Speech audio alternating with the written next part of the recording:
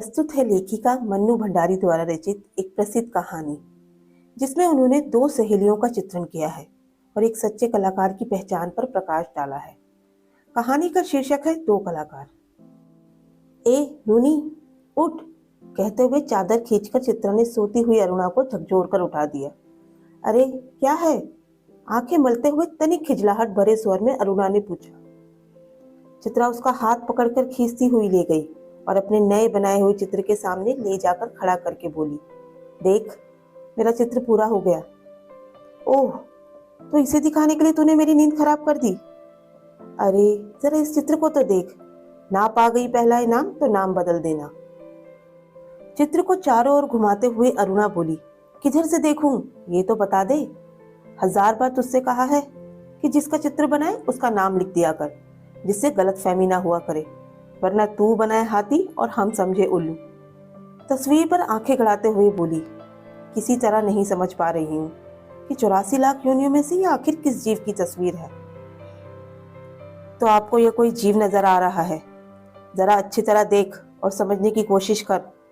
अरे ये क्या? इसमें तो सड़क, आदमी, ट्राम, बस, मोटर, मकान सब एक दूसरे पर चढ़े जा रहे हैं, मानो सबकी खिचड़ी पकाकर रख दी है। क्या घनचक्कर बनाया है। और ये कहते हुए अरुणा ने चित्र रख दिया।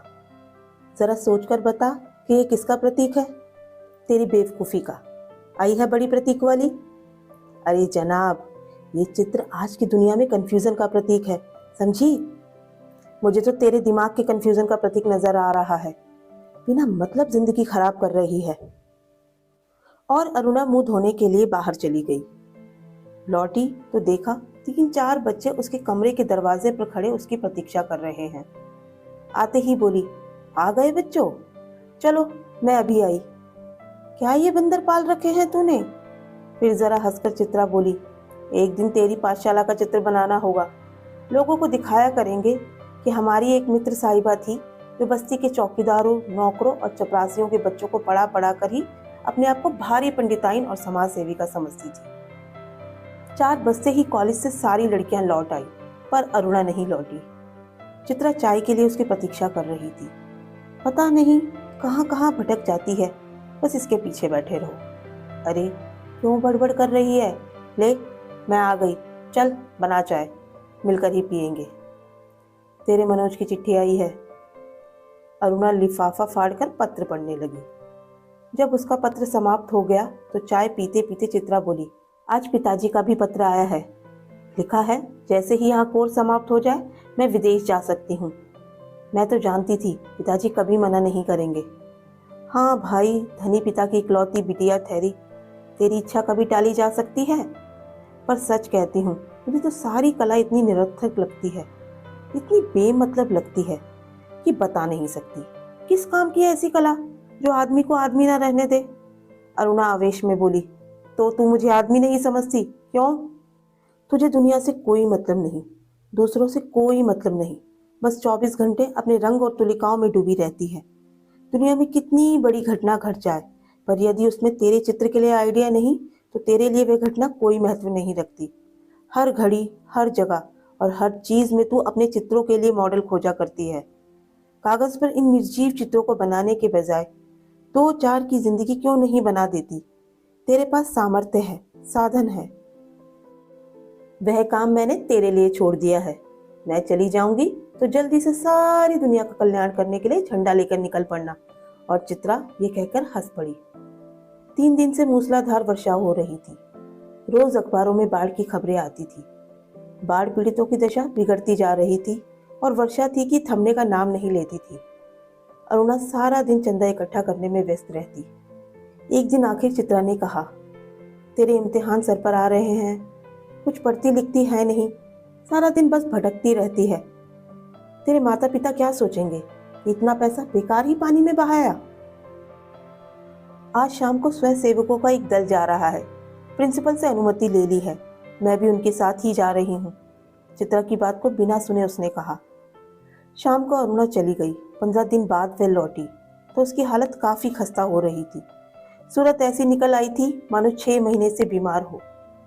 चित्रा उस समय गुरुदेव के पास गई हुई थी। अरुणा नहा धोकर खा पीकर लेटने लगी तभी उसकी नजर चित्रा के नए चित्रों की ओर गई। 3 चित्र बना रखे थे, तीनों बाढ़ के चित्र थे। जो दृश्य वह अपने आंखों से देखकर आ रही थी, वैसे ही दृश्य यहाँ भी अंकित थे। शाम को चित्रा लौटी तो अरुणा को देखकर बड़ी प्रसन्न हुई।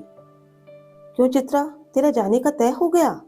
हाँ, अगले बुध को मैं घर जाऊंगी और बस 1 सप्ताह बाद हिंदुस्तान की सीमा से बाहर पहुंच जाऊंगी।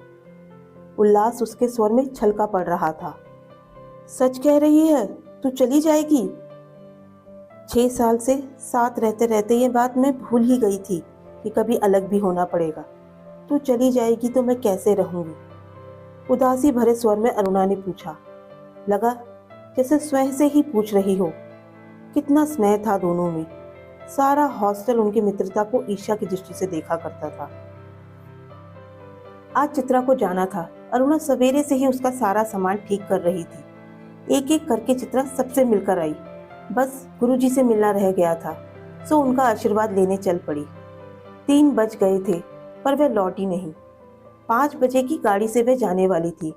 अरुणा ने सोचा वे खुद जाकर देख आए कि आखिर बात क्या हो गई।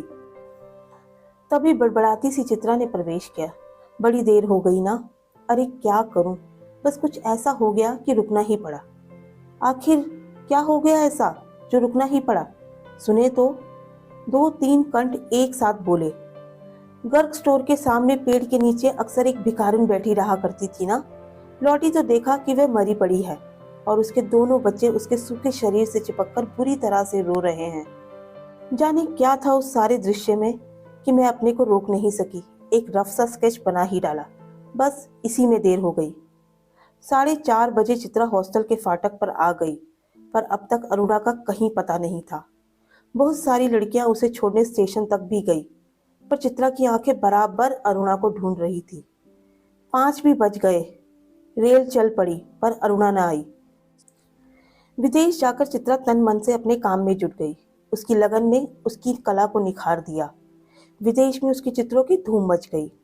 भिखारिन और 2 अनाथ बच्चों के उस चित्र की प्रशंसा में तो अखबारों के कॉलम भर गए। शोहरत के ऊंचे कगार पर बैठे चित्रा जैसे अपना पिछला सब कुछ भूल गई।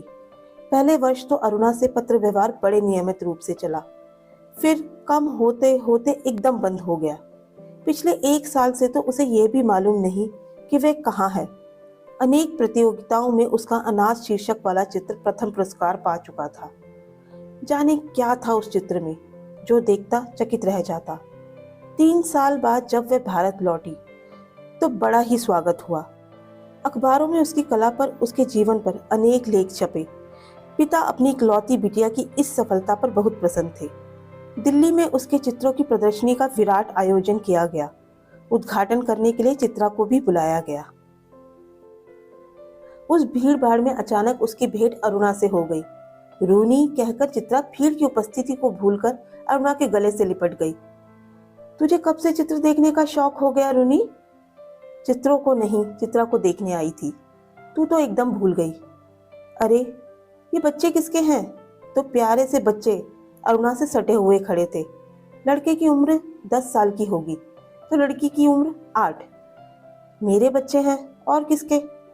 ये तुम्हारी चित्रा मौसी है, नमस्ते करो। अपनी मौसी को अरुणा ने आदेश दिया। बच्चों ने बड़े आदर से नमस्ते किया, पर चित्रा अपाक होकर कभी बच्चों को और कभी अरुणा का मुख देख रही थी। तभी अरुणा ने टोका, कैसी मौसी है, प्यार तो कर। और चित्रा ने दोनों के सर पर हाथ फेर दिया। अरुणा ने कहा, तुम्हारी ये मौसी बहुत अच्छी तस्वीरें बनाती है। ये सारी तस्वीरें इन्होंने ही बनाई है। आप हमें सब तस्वीरें दिखाएंगी मौसी? बच्चों ने फरमाइश की। चित्रा उन्हें तस्वीरें दिखाने लगी। घूमते घूमते वे उसी भिखारिन वाली तस्वीर के सामने आ पहुंचे। चित्रा ने कहा, यही वे तस्वीर है रूनी जिसने मुझे इतनी प्रसिद्धि दी है। ये बच्चे रो क्यों रहे हैं मौसी? तस्वीर को ध्यान से देखकर बालिका ने पूछा। इनकी माँ मर गई है, देखती नहीं, मरी पड़ी है, इतना भी नहीं समझती। बालक ने मौका पाते ही अपने बड़प्पन और ज्ञान की छपाई की। ये सचमुच के बच्चे हैं मौसी? बालिका का स्वर करुण से करुणतर होता जा रहा था। और सचमुच के बच्चों को देखकर ही तो बनाई थी ये तस्वीर। मौसी, हमें ऐसी तस्वीर नहीं, अच्छी अच्छी तस्वीरें दिखाओ, राजा रानी की, परियों की। उस तस्वीर को और अधिक देर तक देखना बच्चों के लिए असहनीय हो उठा था।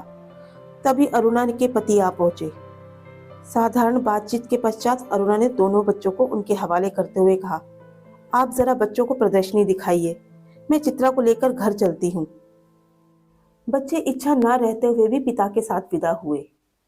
चित्रा को दोनों बच्चे बड़े प्यारे लगे। वह उन्हें देखती रही।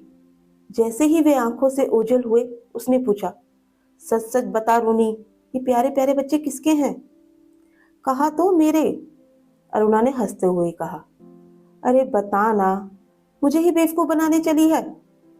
एक क्षण रुककर अरुणा ने कहा, बता दूं? और फिर उस भिखारिन वाले चित्र के दोनों बच्चों पर उंगली रखकर बोली, यही हैं वे दोनों बच्चे। क्या? चित्रा की आंखें विस्मय से फैली हुई थी। क्या सोच रही है चित्रा? कुछ नहीं, मैं सोच रही थी कि, पर शब्द शायद जैसे उसके विचारों में ही खो गए। Please like subscribe my channel. Thank you for watching.